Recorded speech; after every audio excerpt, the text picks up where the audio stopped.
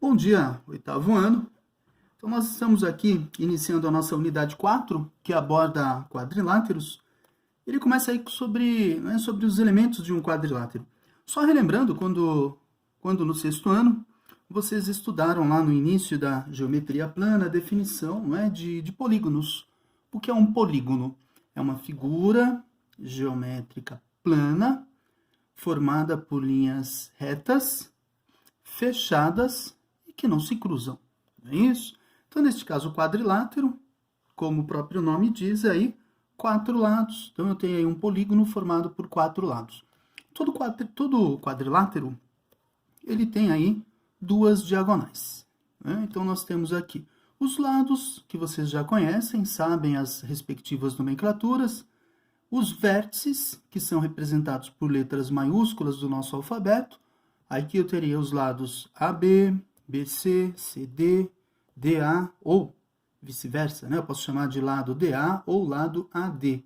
A ordem aqui pouco importa. Com relação às diagonais, diagonal AC ou CA, diagonal DB ou D, DB ou BD, tanto faz. Então aqui nós temos as representações, vocês podem acompanhar aí no livro de vocês, os vértices, que são os quatro, os lados, que são segmentos de reta, por isso eles são representados aqui por este traço horizontal, porque é um segmento. Por ser um segmento, ele tem começo e fim. Então, tanto faz eu medir de D para C, quanto de C para D, eu terei aqui os mesmos valores, tá? Então, AB, ou BA, BC, ou CB, então, tanto faz. E as diagonais também, raciocínio análogo.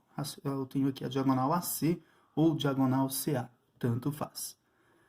Com relação aos ângulos, nós temos aqui as representações dos ângulos internos, que são representados aqui, neste caso, pelas letras maiúsculas do nosso alfabeto, e os ângulos externos.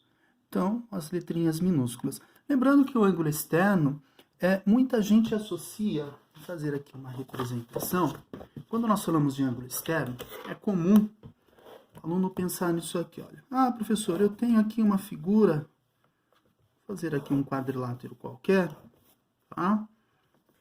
Não é um quadrilátero especial, não é um quadrilátero notável. Então, aqui eu tenho um quadrilátero.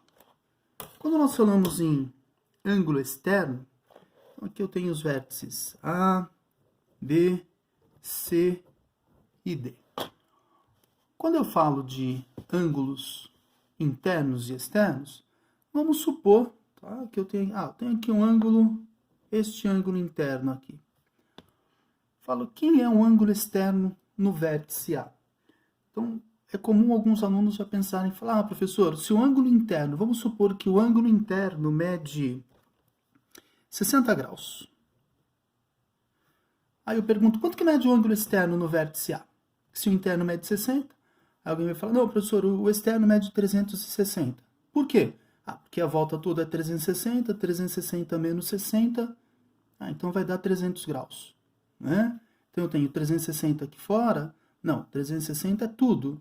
Eu tiro 60 de dentro, sobra 300 para fora, só que está errado. Né?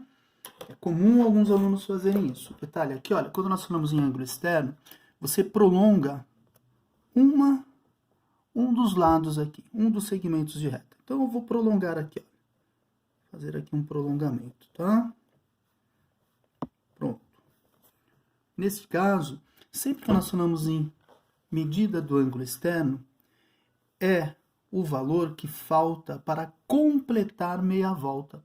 Então, neste caso, meia volta nós sabemos que é 180 graus. Então, quanto que falta aqui? Quem é o ângulo externo? O externo é o que falta para eu completar esta meia volta aqui. Então, neste caso, a medida do ângulo externo seria de 120 graus. Se eu pegar 120 com 60, eu vou ter 180 graus, que é meia volta. Então, o ângulo externo é o que completa a meia volta aqui, é o que falta para completar a meia volta.